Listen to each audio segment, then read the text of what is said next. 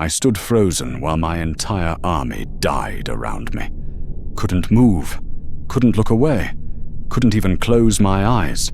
Just stood there, sword raised, mid-strike, body locked in position like I'd been turned to stone, while orcs ran past me, while friends fell screaming, while the battle of unnumbered tears, the greatest alliance ever assembled against Morgoth, collapsed into massacre.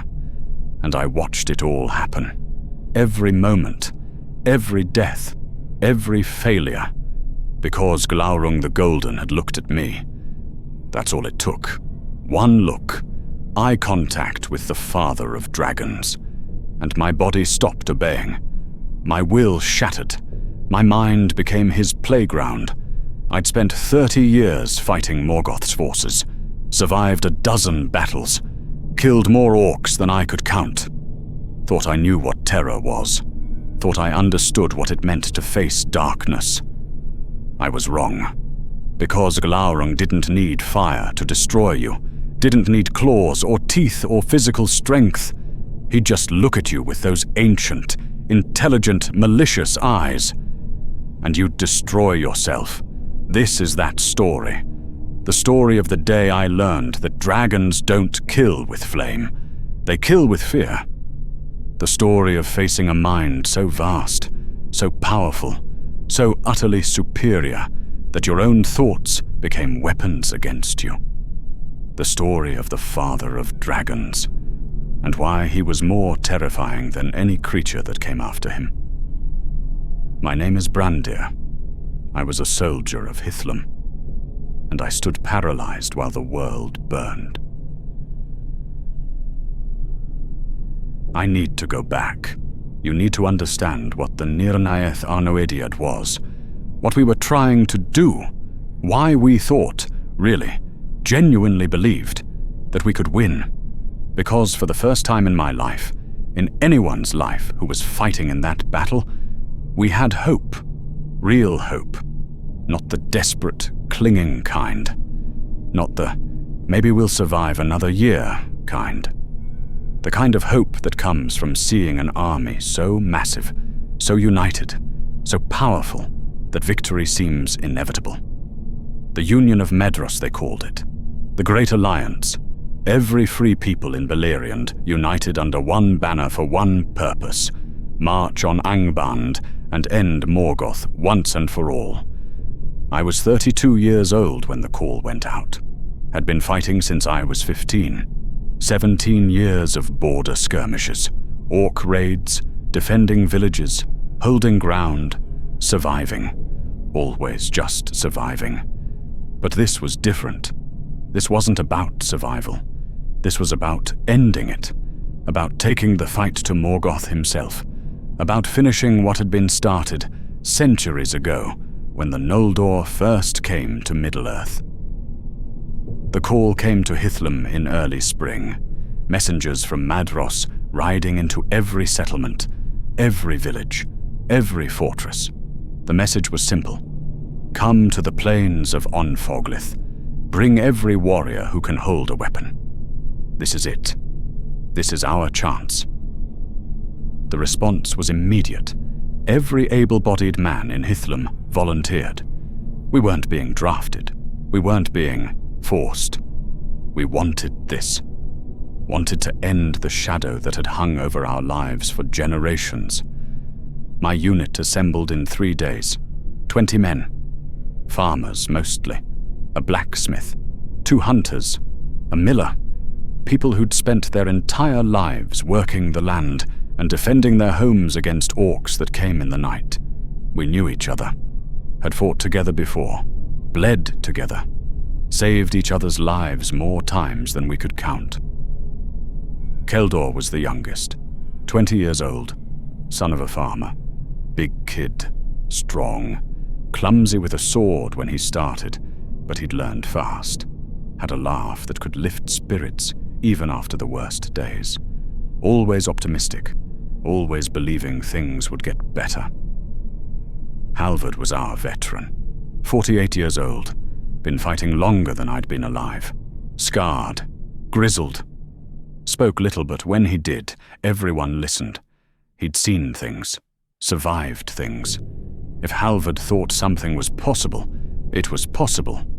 We marched north. Took us 4 days to reach the assembly point. Along the way, we joined with other units, the army growing, swelling, becoming something none of us had ever seen. Elves from Fingon's realm. Tall, beautiful, ancient, wearing armor that looked like it had been crafted by masters over centuries, carrying weapons that gleamed with their own light, moving with grace that made our human clumsiness obvious. But they didn't look down on us, didn't treat us as lesser. We were allies, brothers in arms, united against the same enemy. More elves joined from the east, Maedhros' forces, thousands of them. Noldor warriors who'd been fighting Morgoth for 600 years. They had a hardness to them, a determination. These weren't elves who sang in forests. These were soldiers who'd seen the worst evil could offer and kept fighting anyway. Grey elves came from the south, green elves from the forests, every elvish kingdom represented. Setting aside old grievances, old disputes, old hatreds, all of it forgotten in the face of the greater enemy. Men from the other houses of the Edain joined. The folk of Beor, archers mostly, wearing green and brown, moving quietly, speaking little. The people of Hador, warriors like us, farmers and hunters who'd become soldiers out of necessity. And then the dwarves arrived. I'd never seen dwarves before. We'd heard of them, heard they existed somewhere in the Blue Mountains, but they kept to themselves, didn't involve themselves in the wars of elves and men. Until now. Lord Azargal led them, walked at the front of his column, wearing armor that looked like it had been forged from a single piece of steel. No joints, no seams, just solid metal shaped to fit his body. A helmet crowned with iron. An axe that could have felled trees. A voice that carried like thunder when he spoke. Behind him, 500 dwarf warriors, the finest troops from the great mansions, armored head to toe, carrying axes and hammers and weapons I didn't have names for. Short, broad, moving in perfect formation. Not a step out of place. Not a sound except the rhythmic clanking of their armor. They didn't smile, didn't speak to anyone outside their own ranks, just marched, camped, prepared. These weren't people who fought for glory or honor or any abstract concept. They fought because Morgoth was their enemy too, and dwarves didn't forget enemies. We assembled on the plains of Anfoglith, the gasping dust, a wasteland that had once been green hills before Morgoth poisoned it. Now just grey sand and scattered rocks and the skeletons of trees that had died centuries ago. Not a good omen. But it was the closest flat ground to Angband, the only place where an army this size could maneuver. And gods, the size of this army. I'd fought in groups of 20, sometimes 50. Once, in a major battle 3 years earlier, there'd been maybe 300 warriors on our side. This was tens of thousands. The camp stretched for miles, tents and fires and banners as far as you could see. The sound was overwhelming. Thousands of voices, dozens of languages, armor being maintained, weapons being sharpened, horses stamping, war horns practicing, commanders shouting orders. The banners alone took my breath away. Every house, every kingdom, every alliance, all represented, flying in the wind, creating a sea of color against the grey wasteland. Blue and silver for the house of Fingolfin, green and gold for the house of Finarfin, red and white for Maedhros, brown and green for the folk of Beor, black and silver for the people of Hador, iron grey for the dwarves, dozens more, each one representing hundreds or thousands of warriors, each one a promise, each one saying, "We stand together, we fight together, We win together. I walked through the camp that first night.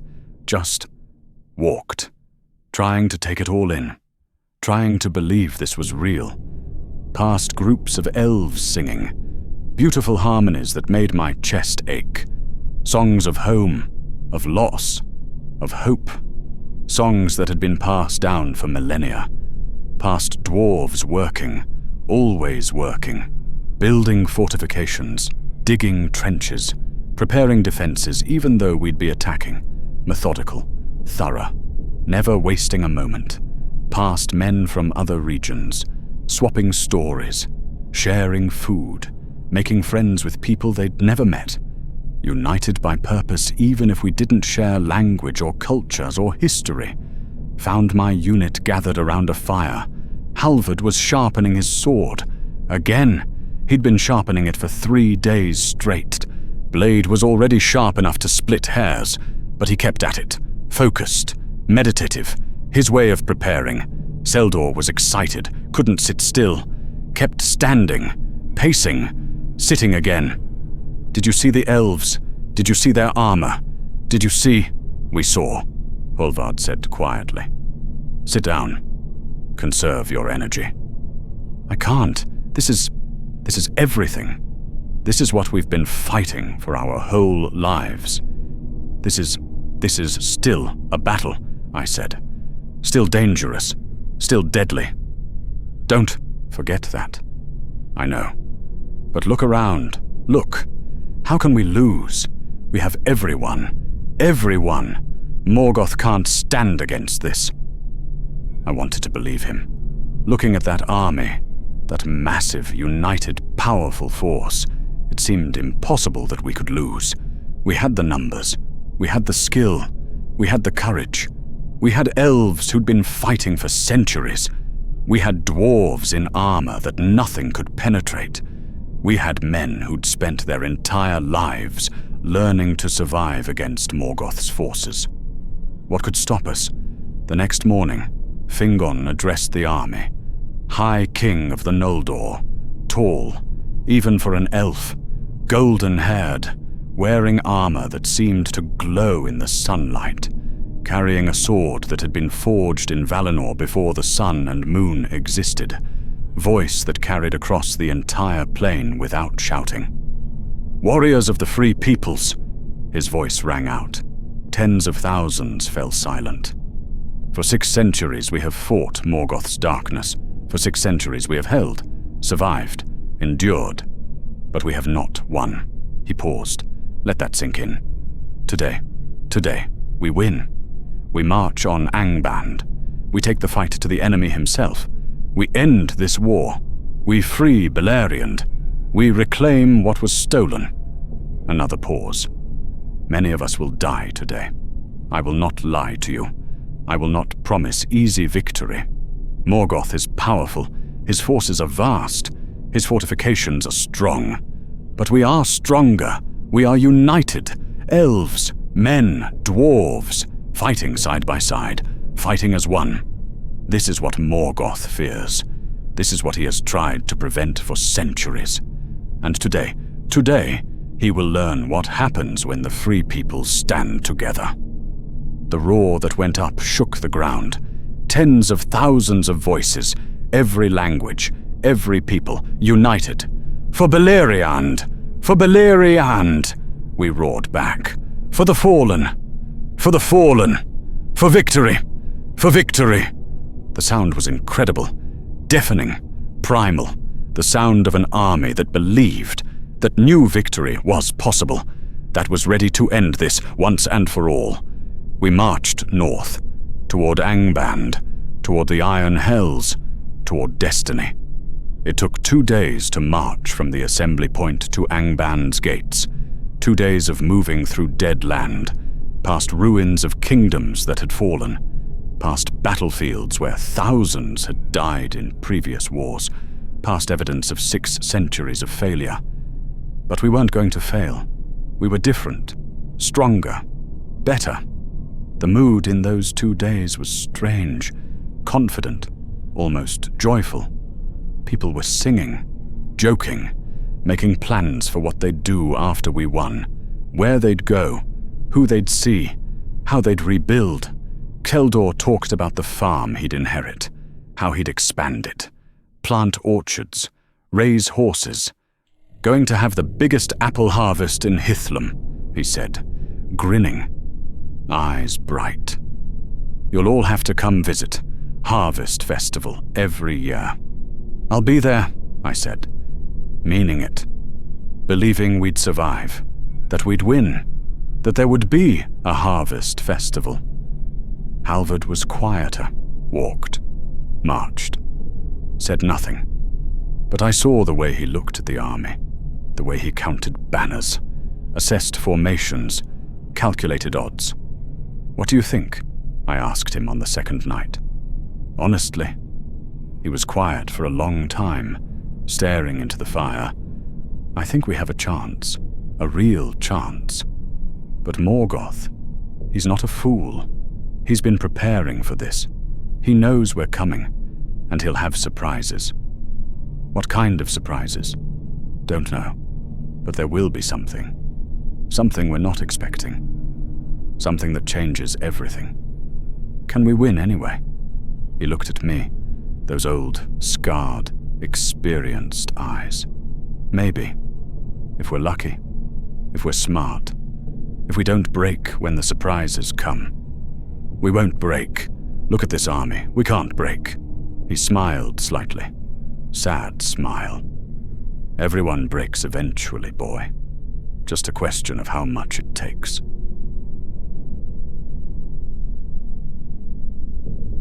We reached the gates of Angband at dawn on the third day. The Thangorodrim, 3 mountains of slag and ash and poisoned rock that Morgoth had raised from the earth itself, towering, smoking, black against the grey sky. Forges burning deep underground. The smell of sulphur and burning flesh and industry carried on the wind. The gates were set into the base of the central peak, black iron, massive, maybe 100 feet tall, 50 feet wide, carved with images of torture and death and darkness, a statement, a warning, a promise of what lay beyond. Our army formed battle lines on the plain before the gates. It took hours, positioning tens of thousands of warriors, getting formations right, coordinating commands across different peoples and languages, cavalry on the flanks, Fingon's riders, light, fast, designed to sweep around and hit the enemy from the sides, infantry in the center, humans mostly, swords and spears and shields, the anvil, the holding force, the ones who'd take the brunt of the initial assault and hold ground while others maneuvered. Dwarves formed the core of the center, 500 warriors in heavy plate armor, immovable, unbreakable, the anchor point, the place where the line would absolutely not collapse no matter what hit it. Archers behind, thousands of them, elves primarily, with bows that could shoot twice as far as human bows, with accuracy that seemed impossible, with arrows that never missed, reserve forces further back, fresh troops to plug gaps, to reinforce weak points, to respond to surprises. I was in the center. Second line, right behind the dwarves, close enough to support them, close enough to see everything that happened. We waited, shields up, weapons ready, breathing, preparing. This was it. Everything we'd fought for. Everything we'd hoped for. Everything. Remember your training, Halvard said quietly, talking to our unit, but his voice carrying to nearby warriors too. Stay in formation. Watch your angles. Cover your brothers. Don't chase kills. Don't break ranks. We fight as one.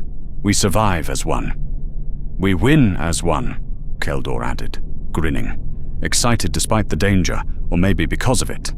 Some people are like that. Come alive when death is close. The gates opened, slowly, deliberately, the sound of massive hinges grinding, metal scraping, echoing across the plain, and orcs poured out, thousands of them, Tens of thousands, a black tide, wearing crude armor, carrying crude weapons, screaming in the black speech, howling, roaring, a wall of hatred and violence flowing toward us. "Steady!" The command rang down the line. Multiple voices, multiple languages, same word. "Steady!" We held. The orcs crashed into our lines like a wave hitting a cliff, and broke. We were ready. We were trained. We were better. The dwarves in front of me didn't even step back, just absorbed the impact. Axes swinging, methodical, efficient, crushing skulls, breaking bodies, creating a wall of orc corpses in front of them. The human infantry around me fought with precision. Block, strike, block, strike. Years of training making every movement automatic, instinctive. We didn't think. We just fought. I killed my first orc within 30 seconds. He came at me screaming, axe raised. No discipline, no technique, just rage and violence. I blocked, stepped inside his guard, drove my sword through his throat. Out! Next target. Block, strike, kill. Another orc, this one with a spear, tried to stab me. I deflected. Halvard killed him from the side. We moved together, covered each other, protected each other, the way we'd done dozens of times before. The elvish archers behind us were devastating, arrows falling like rain, each one finding a target. Orcs falling with arrows in throats, in eyes, in the gaps in their armor, never missing, never wasting shots. We were winning. The orcs kept coming, but they kept dying. For every warrior we lost, we killed 10 orcs. 20. The math was in our favor. The skill gap was too large, the training too different. "Push forward," the command came. "Advance." We stepped forward, over orc bodies, maintaining formation, shields locked, creating a moving wall of steel and death. The orcs started backing up, not retreating yet, but giving ground, uncertain, starting to realize they couldn't win this fight. "This is it!" Seldor shouted, grinning behind his helmet, blood on his sword. "We're going to do this!" And I believed him, looking at the orc lines wavering, looking at our formations holding perfectly, looking at the gates of Angband just a few hundred yards away. We were going to break through, get inside, end this. Then the ground started shaking. At first it was subtle, a vibration through my boots. Could have been just the army. Tens of thousands of feet. Thousands of tons of armor and weapons. That creates vibration, but this was different, rhythmic, heavy, growing stronger. The orcs stopped retreating, started moving aside, deliberately, creating a corridor, a path straight from the gates to us, looking behind, them with expressions I'd never seen on orcs before. Fear. Pure, absolute fear. Whatever was coming, they were terrified of it too.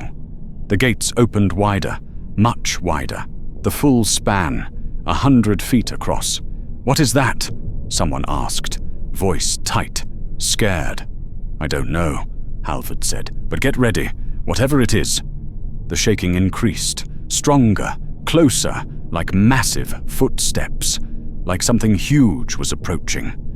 I saw gold first, just a gleam, a flash of color in the darkness beyond the gates, catching the light, beautiful, almost hypnotic. Then more gold, spreading, growing, filling the gateway. Scales, golden scales, each one the size of a shield, overlapping, perfect armor, natural, unbreakable. A head emerged, massive, larger than a wagon, larger than a house, serpentine, beautiful and terrible at the same time, eyes the size of shields, slitted like a serpent, ancient, intelligent, aware, horns sweeping back from the skull, teeth like swords, a mouth that could swallow a horse, a man, a dozen men.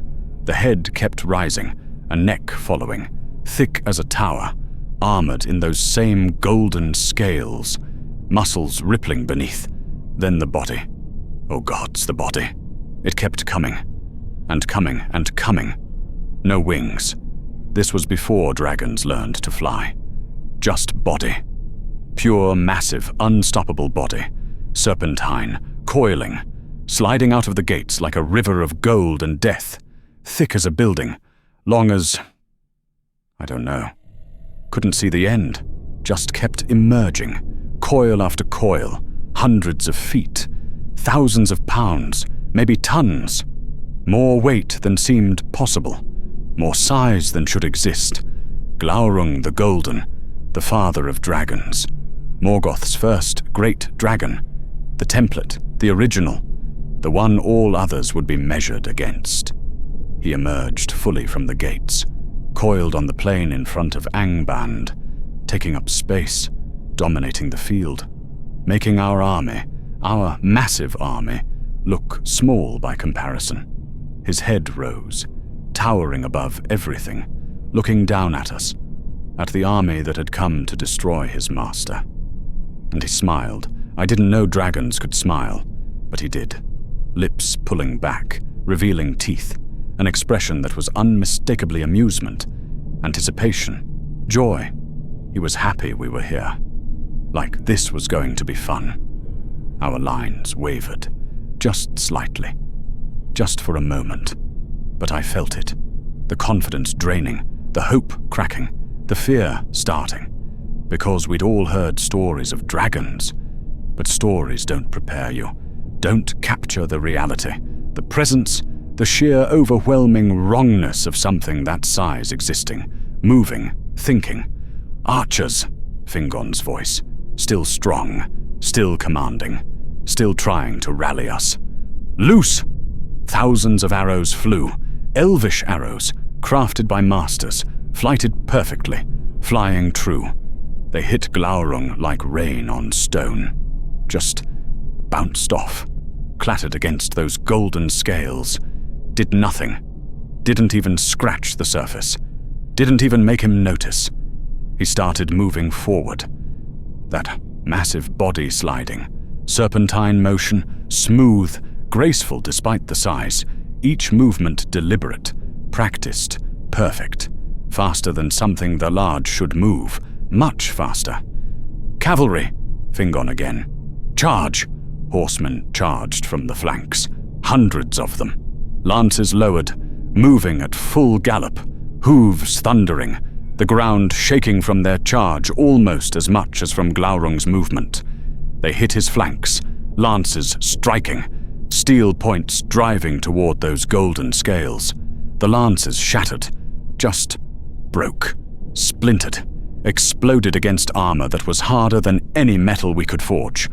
Glaurung barely seemed to notice, just kept moving, that massive body rolling forward. And then, almost casually, he shifted, that huge body coiling slightly, moving through the cavalry charge. Horses screamed, men died, crushed under tons of dragon, smashed by the sheer force of his movement, bodies flying, armor crumpling, instant death for anything in his path. He didn't breathe fire. That surprised me. I'd expected fire. Everyone had. Dragons breathe fire. That's what they do. But Glaurung didn't need fire. He just moved. And everything in his path ceased to exist. The cavalry broke. Those who could wheeled away, retreating, trying to get clear, leaving their dead behind. Infantry, engage! The command came. What else could we do? We couldn't let him roll through our entire army. Had to engage. Had to try. We charged. Thousands of us, screaming, weapons raised, running toward a dragon the size of a fortress. Madness, but necessary madness. I ran with my unit. 20 men who'd become brothers. All of us knowing this was probably death. All of us doing it anyway, because that's what you do. That's what warriors do. We reached his flank, that golden wall of scales stretching away in both directions, each scale larger than my shield, overlapping, perfect, beautiful in a terrible way. We struck, Swords, spears, axes, everything we had. Nothing penetrated. Nothing even scratched. We were hitting solid metal, harder than steel, forged by forces we didn't understand. My sword bounced off. The impact jarred my arm, nearly made me drop the weapon, like striking an anvil as hard as I could. Around me, other warriors having the same experience. Weapons bouncing, breaking, shattering against those impossible scales. "The gaps!" someone shouted. "Between the scales! Strike there!" We tried, found the tiny spaces where scales met, drove weapons into those gaps. Too small, couldn't get penetration, couldn't reach anything vital, just scraping against the scales beneath. Glaurung moved, that massive body shifting, not even attacking us, just adjusting position. Warriors flew, crushed, broken, dead before they hit the ground. His body was a weapon all by itself. Movement alone was deadly. Weight alone was unstoppable. I stumbled back, out of immediate range, breathing hard, realizing the truth. We couldn't hurt him, couldn't damage him, couldn't even slow him down. What do you do against something invincible? Then his head turned, that massive head swiveling, faster than something that size should move, looking down at us, at the hundreds of warriors attacking his flanks.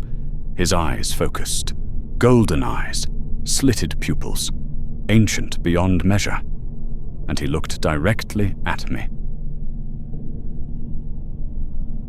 I've tried to explain this to people over the years, tried to describe what happened, what it felt like, and I've never found words that work. Because it wasn't magic, wasn't a spell or an enchantment or any kind of supernatural force that I could point to and say, that's what did it. It was his will against mine, his mind pressing against my mind, and my mind shattering like glass. The moment our eyes met, his golden, slitted, ancient eye locking with my plain human eye, everything changed. My body stopped responding. I was mid-swing, sword raised, moving to strike his flank again even though I knew it wouldn't work, and my body just froze. Not paralysis like when your leg falls asleep. Not being unable to move because of fear or injury or exhaustion. My mind was screaming at my body to move, to swing, to finish the strike, to run, to do something. And my body wasn't listening, wasn't responding, like the connection between mind and muscle had been severed, like my own flesh had stopped being mine. I stood there, locked in position, sword raised above my head, weight on my forward foot, left arm extended for balance, every muscle frozen exactly where it was. And I was aware, completely, terribly aware. I could think, could feel, could see and hear and smell everything, just couldn't move. Glaurung held my gaze for maybe 3 seconds, 3 seconds that felt like hours. Those ancient eyes boring into mine, seeing through me, seeing everything, every thought I'd ever had, every fear, every doubt, every secret shame, every moment of weakness, every failure, every regret, all of it visible to him, all of it amusing to him. I could see it in his eyes, the contempt, the amusement, the complete and utter dismissal of everything I was. "You're nothing," those eyes said. "You've always been nothing. You'll always be nothing, and you know it. Deep down, you've always known it." Then he looked away, moved on to other targets, other warriors to paralyze, other minds to break.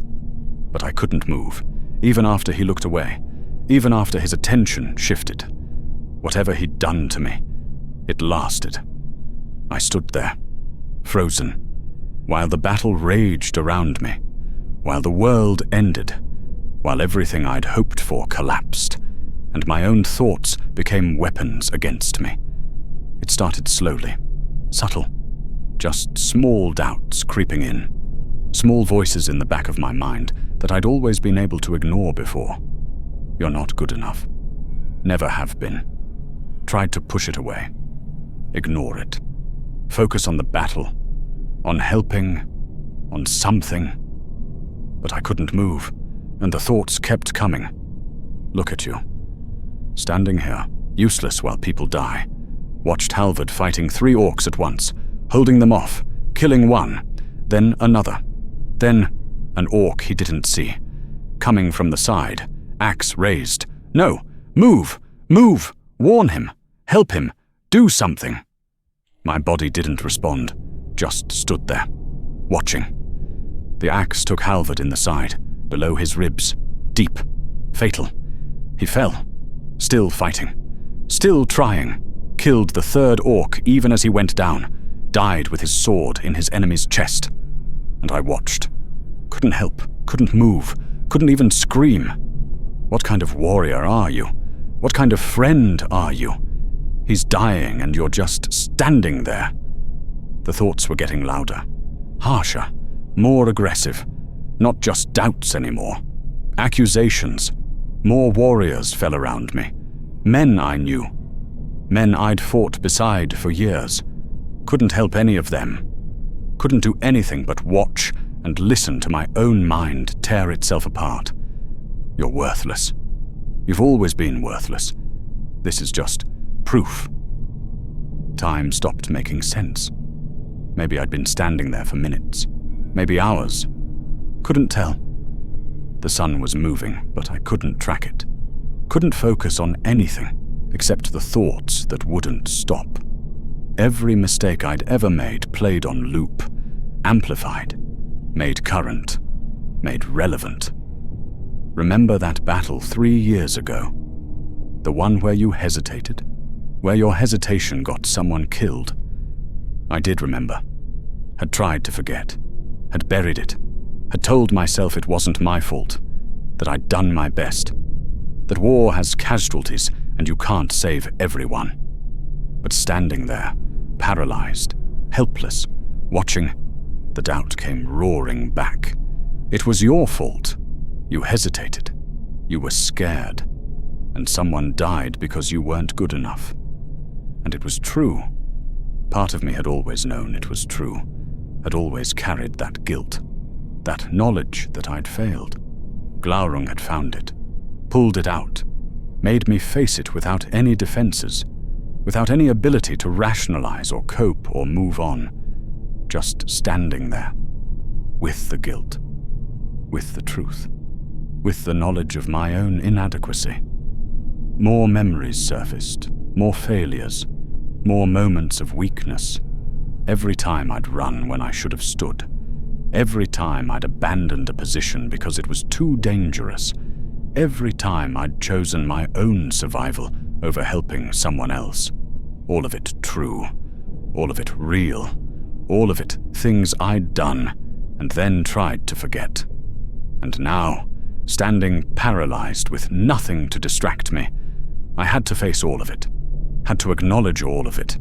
Had to accept all of it. You're a coward. You've always been a coward. You pretend to be brave, but you're not. You just survive. That's all you do. Survive while better people die. I wanted to argue. Wanted to deny it. Wanted to believe I was better than that. But I couldn't. Because standing there, watching people die while I did nothing, proved it. Proved every horrible thing my own mind was saying about me. I saw Keldor, the kid, 20 years old, still excited about the battle even now. Still fighting with that manic energy, that joy. An orc got past his guard, blade taking him in the throat. Fast, clean, lethal. He fell, eyes wide, surprised, like he couldn't believe this was happening.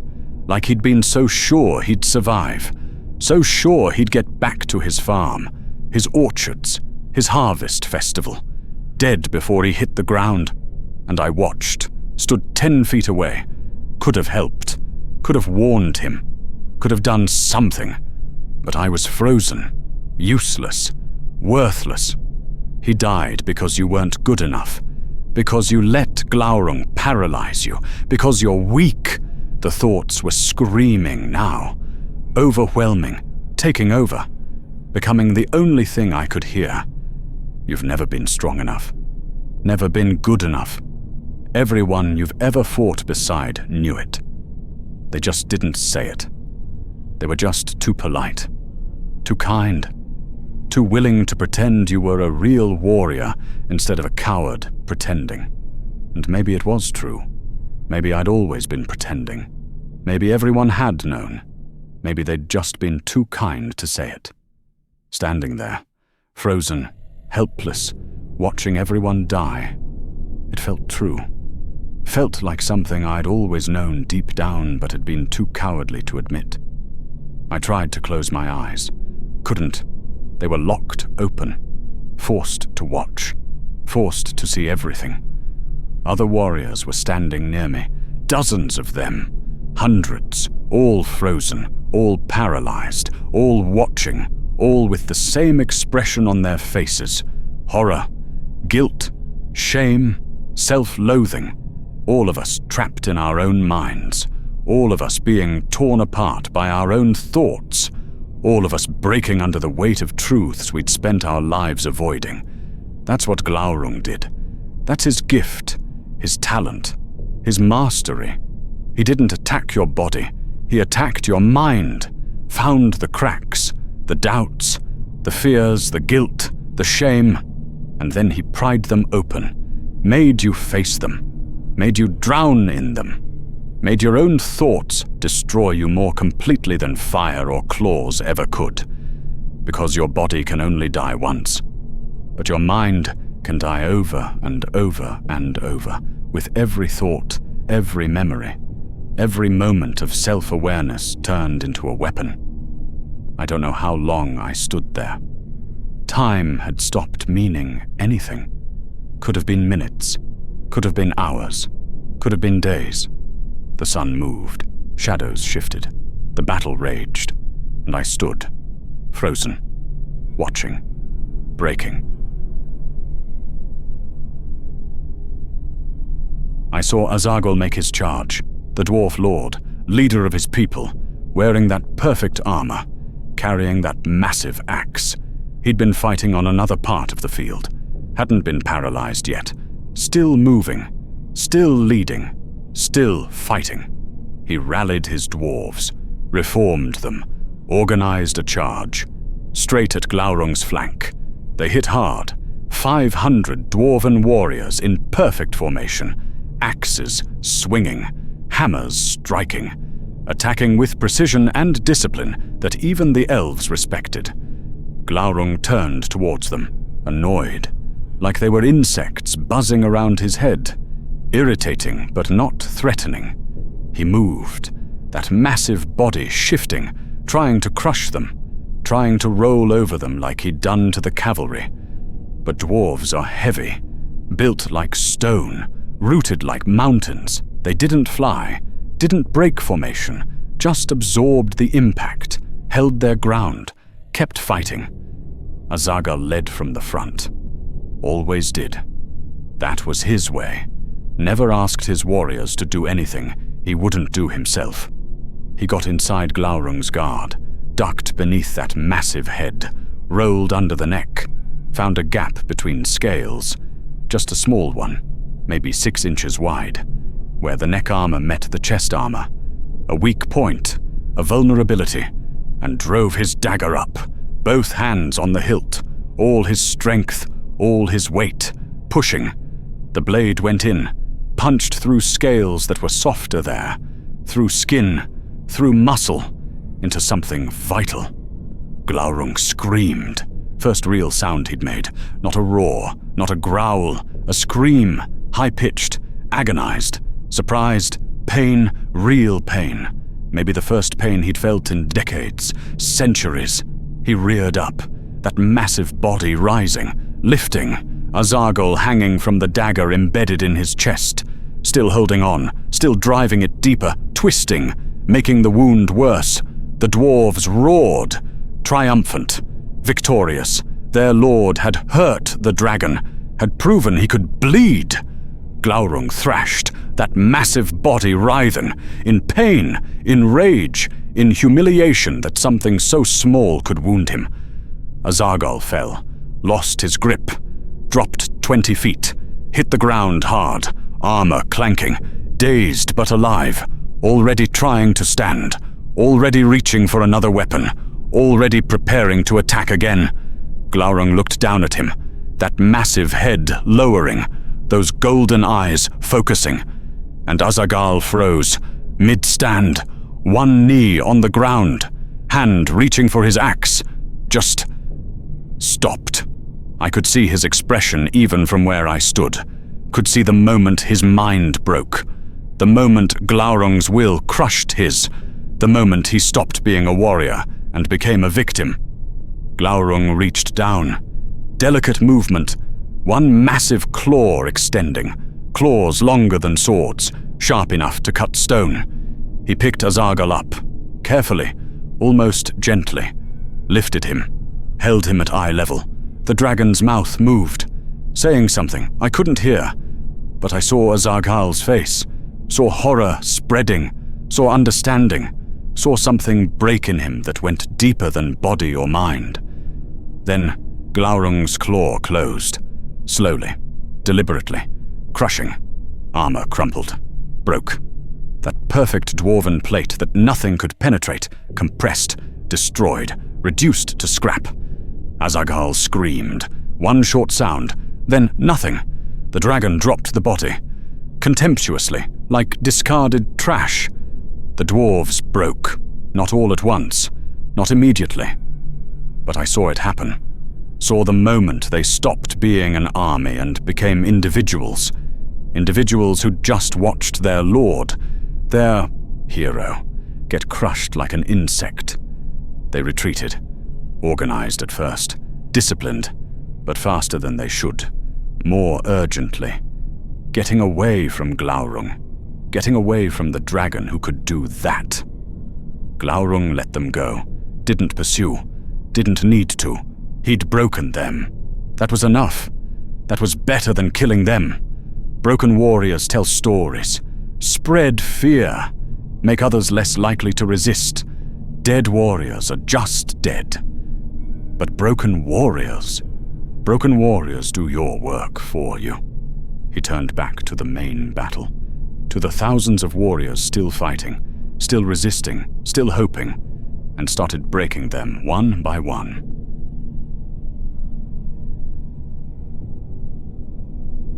I watched Gothmog arrive, the Lord of Balrogs, Morgoth's champion, one of the most terrible beings in Middle-earth, tall as a tower, wreathed in fire and shadow, wielding a whip that cracked like thunder and could cut through stone, voice like a volcano erupting.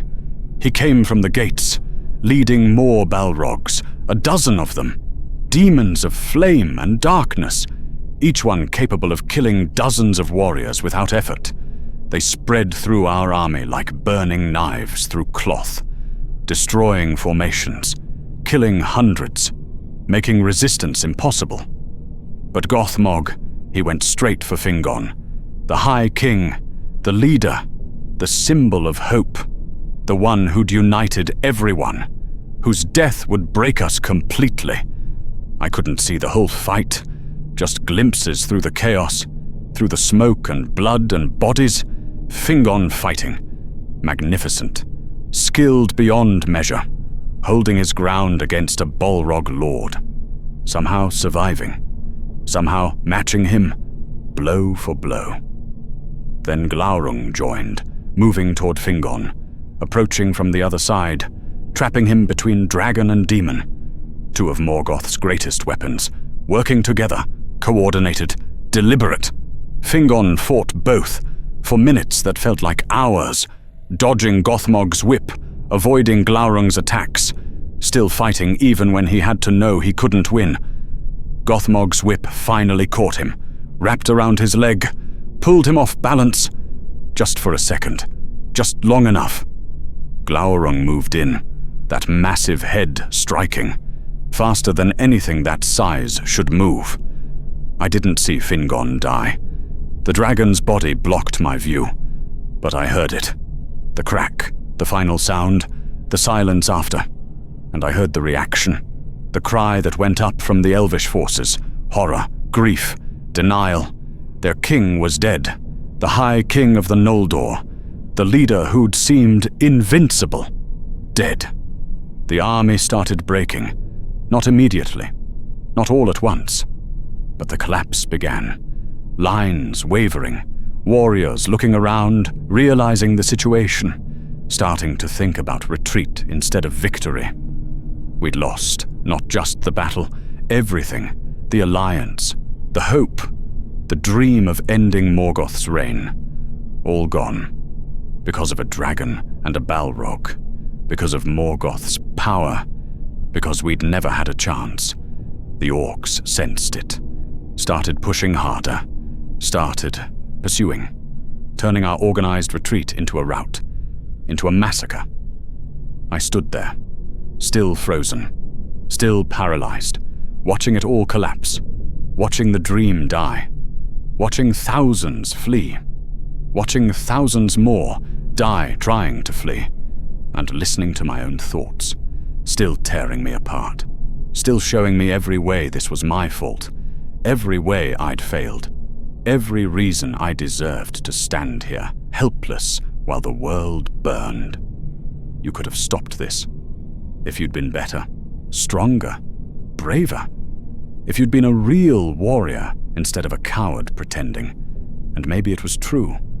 Maybe if I'd been better, if any of us had been better, we could have won.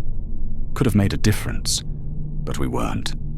We were just people, trying our best. And our best wasn't enough, had never been enough, would never be enough. That's what Glaurung taught me, standing there, in those hours of paralysis, of watching, of breaking, that we're small, insignificant, meaningless in the face of real power, that all our courage and training and hope means nothing when faced with something truly superior, that resistance is pointless, fighting is pointless, hoping is pointless, because the enemy is too strong, too old, too powerful, too aware, and we're just nothing. Insects, briefly alive, quickly crushed, forgotten. That's what he wanted me to know, wanted me to accept, wanted me to carry with me forever. And it worked. The paralysis broke sometime in the late afternoon, maybe evening, hard to tell. The sun was low, shadows long, the battlefield quiet except for the moaning of the wounded. The army was gone, fled, scattered, broken into individual survivors trying to get away. Get home, get anywhere that wasn't here. The orcs had stopped pursuing, stopped killing, just stood around, looting, laughing, celebrating their victory. Glaurung was gone, had returned to Angband, job done, army broken, victory achieved, and suddenly, like a string being cut, I could move, fell immediately. Legs had been locked in position for hours, muscles cramped, no strength, no control, just collapsed onto bloody ground, hit hard, pain shooting through my body, but barely noticed, just felt relief, relief that I could feel, that my body was mine again, that the connection had been restored. Took several minutes before I could even think about moving properly. Had to work feeling back into my limbs. Had to remember how to make muscles respond, how to coordinate movement. My mind was wrong. Felt wrong. Like something inside had been broken and not put back right. Like pieces were missing, or added, or rearranged. The thoughts from earlier, the accusations, the self-loathing, the guilt, they were quieter now, but still there, still present, still true. I'd been carrying them my whole life without really acknowledging them. Glaurung had just made me face them, made me accept them, made me understand what I really was. And now I couldn't unknow it, couldn't pretend anymore, Couldn't hide from myself. Looked around. Other warriors were doing the same. Collapsing. Working movement back. Staring at nothing with expressions that mirrored mine. Horror. Shame. Broken. Some hadn't been released. Still standing. Scattered across the battlefield. Frozen in various positions. Eyes open but empty. Bodies locked. Minds gone. Just broken completely. Beyond repair. They'd stand there until they died of thirst, or exposure, or until orcs got bored and killed them for fun. I forced myself up. Body screaming. Mind worse. Started walking. South. Away from Angband. Away from this place. Away from everything. Didn't think about where I was going. Didn't plan. Just walked. One foot in front of the other. Because that's what you do when everything else is gone. You keep moving. Others walked with me. Scattered survivors. Dozens. Maybe hundreds. All of us alone, even when we were together. All of us carrying the same weight, the same knowledge, the same breaking. Nobody spoke. What was there to say? We'd assembled the greatest army in history, united everyone, marched on Morgoth with hope and courage and strength, and a dragon had broken us with eye contact, hadn't even needed fire.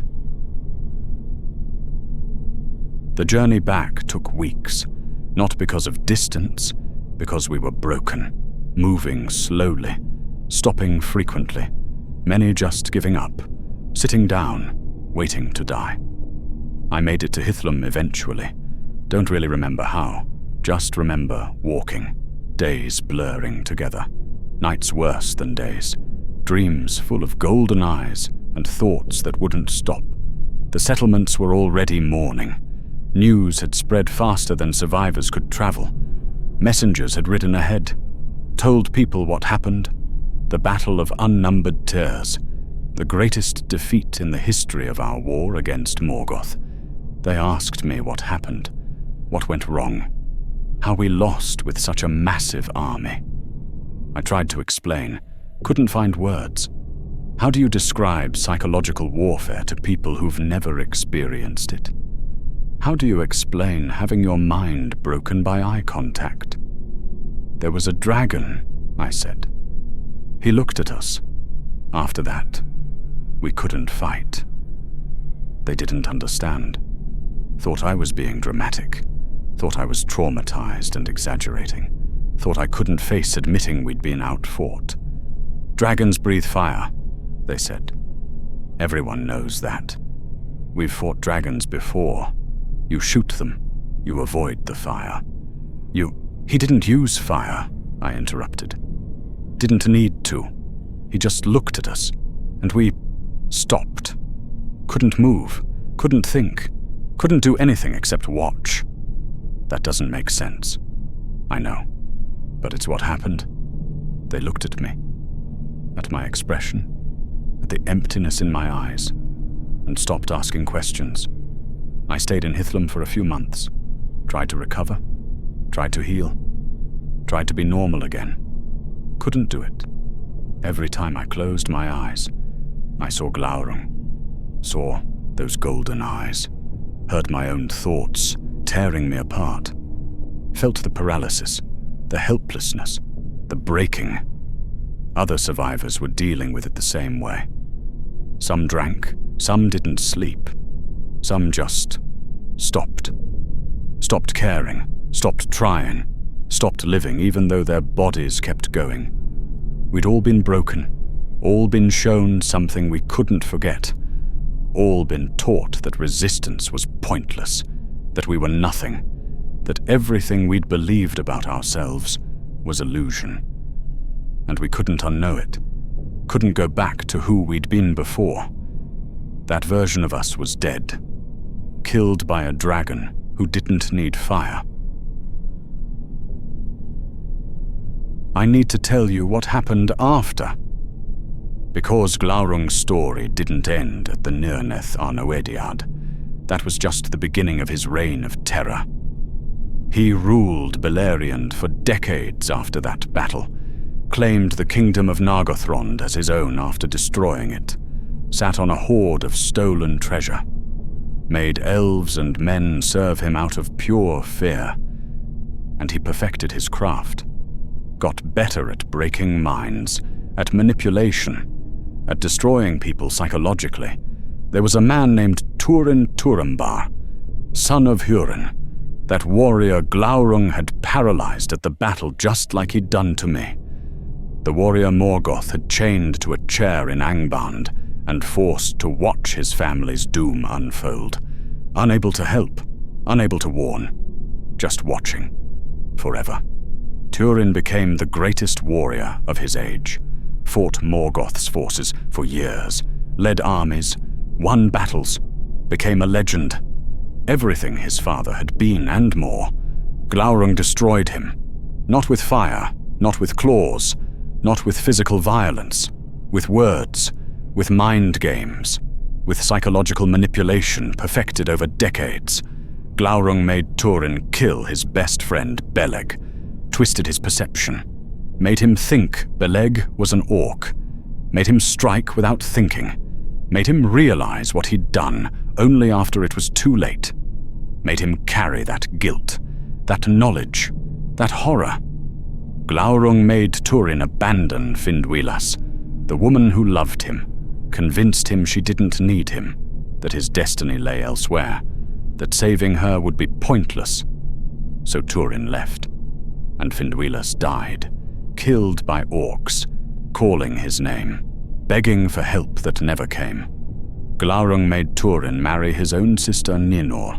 They'd been separated as children, hadn't seen each other in decades, didn't recognize each other as adults, fell in love, married, were happy, and Glaurung said nothing. Just watched. Just let it happen? Waiting for the perfect moment to destroy them both. Years later, when they were married, when they had a child on the way, when Turin thought he'd finally found peace after decades of tragedy, Glaurung told him the truth. Turin had tracked the dragon to a ravine, snuck beneath him while Glaurung was crossing, stabbed up from below, the only angle where dragons aren't armored, drove a black sword called Gurthang straight into his belly, into his heart. A killing blow. Glaurung was dying. Minutes left, maybe less, and he looked at Turin, made eye contact one last time, and spoke his final words. "Hail, Turin Turambar. You have achieved your quest. You've slain the dragon. Congratulations." Turin tried to pull the sword out, tried to finish it, end it. But Glaurung kept talking. "But do you know what you've accomplished in your life? Do you know what you've really done?" "I've ended you," Turin said. "That's enough. You've killed your best friend. You abandoned the woman who loved you, and she died screaming your name. And oh, this is the best part. You married your sister. That beautiful woman you love so much. That's Nienor, your sister. You've committed the worst sin imaginable. You're cursed, damned, exactly as your father was." Turin stood there, frozen. Not by paralysis this time, by horror, by realization, by truth. "No," he managed. You're lying. I never lie," Glaurung said, smiling. Even dying, he was smiling. "I don't need to. The truth is so much more effective." Then he died. Finally. After decades of terror, after ruining countless lives, after perfecting the art of psychological warfare. Dead. And Turin, the greatest warrior of his age, the man who'd survived dozens of battles, who'd just killed the father of dragons, walked to a cliff, called out to his sword, Gurthang, asked if it would take his life as it had taken so many others. The sword answered yes, said it would drink his blood as eagerly as it had drunk Glaurung's.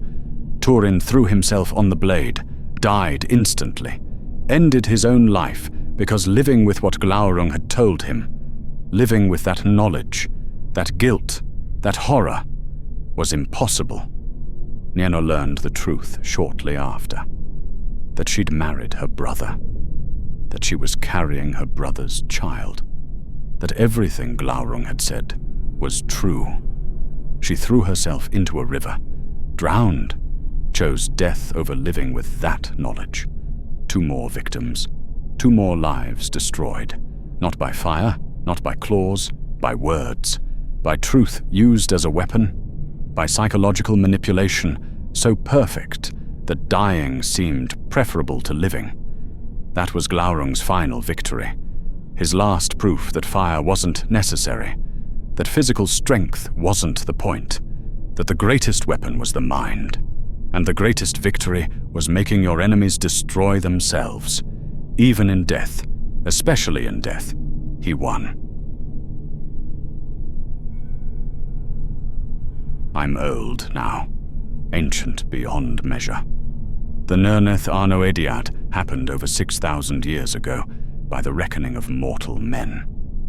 Most people who fought in that battle are dead.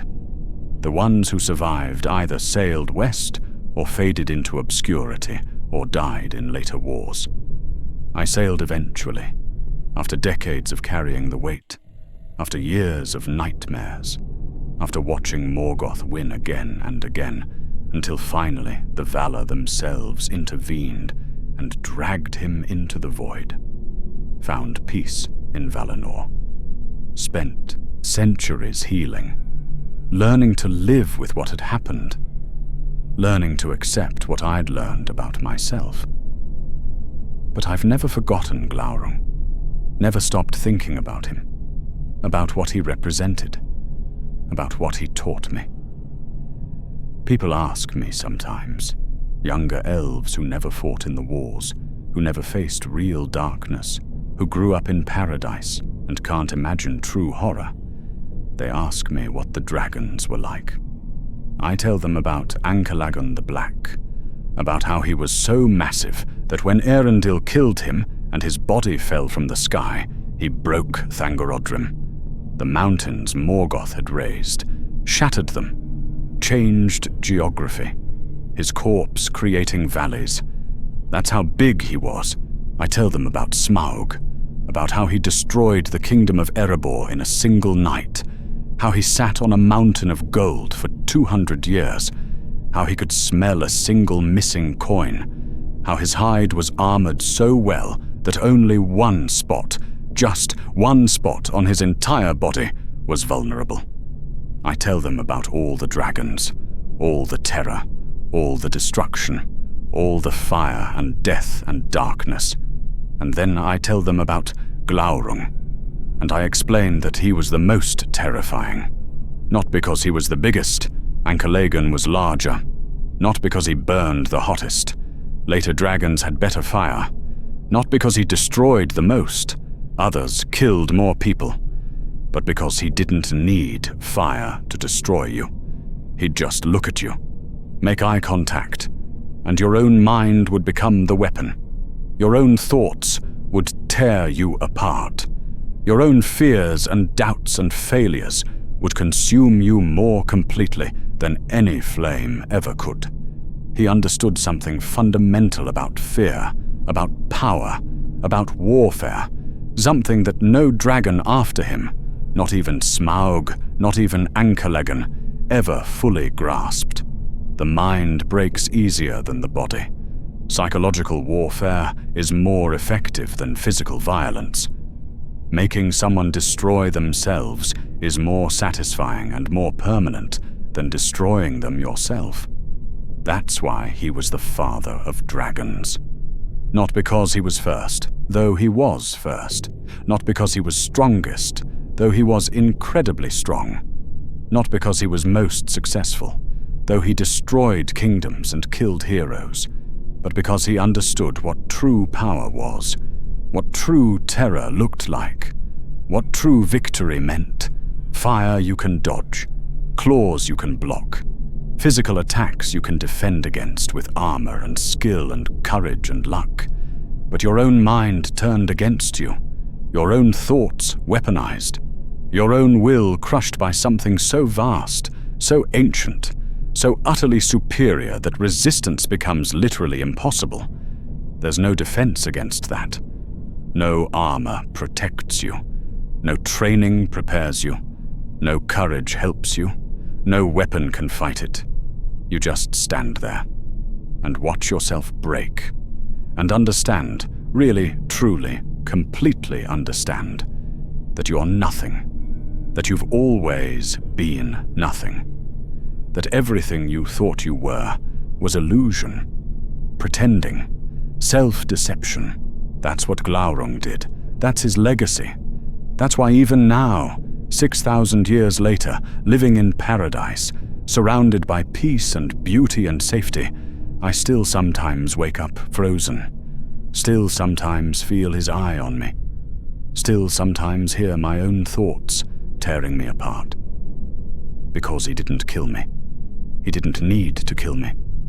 That would have been too easy, too quick, too merciful. He just showed me what I really was. And that was worse than any death. That was a wound that never heals, a scar that never fades, a breaking that never quite gets fixed. 3 seconds. That's all it took. 3 seconds of eye contact with the father of dragons. And I've been broken ever since. Not broken in ways people can see. Not broken in ways that stop me from functioning. But broken in ways that matter. Ways that make every moment of courage harder. Every moment of hope more fragile. Every moment of peace more temporary. Because I know the truth now. Know what I am. What we all are. Small. Fragile. Temporary. Insignificant in the face of real power. Real age. Real intelligence. And I can't unknow it. Can't go back to innocence. Can't pretend anymore. That's Glaurung's gift. The gift that keeps giving. The wound that never stops bleeding. The father of dragons. The dragon who didn't need fire. The most terrifying creature I ever faced. And I only saw him for a few minutes. Only made eye contact for 3 seconds. That's all it took. Thank you for listening to my story. If you want to hear more tales of the creatures, heroes, and dark places of Middle-earth, please subscribe. These stories deserve to be remembered. These warnings deserve to be heard. These lessons need to be learned. Because evil doesn't always come with fire and fury. Sometimes it just looks at you and lets you destroy yourself and walks away satisfied, knowing you'll carry that destruction forever. That's the real horror. Not death, but broken life. Not ending, but continuing while broken. Not darkness, but seeing yourself clearly and understanding what you really are. Glaurung taught me that, and 6,000 years hasn't made the lesson any easier to carry. Remember that. Remember him. Remember what he represents. Not just a dragon, but a truth about power, about fear, about what really breaks people, about what really destroys hope. Fire is easy to fear, but the enemy inside your own head, that's the one you can never escape, never defeat, never outlive. That's the father of dragons' legacy, and it lives forever.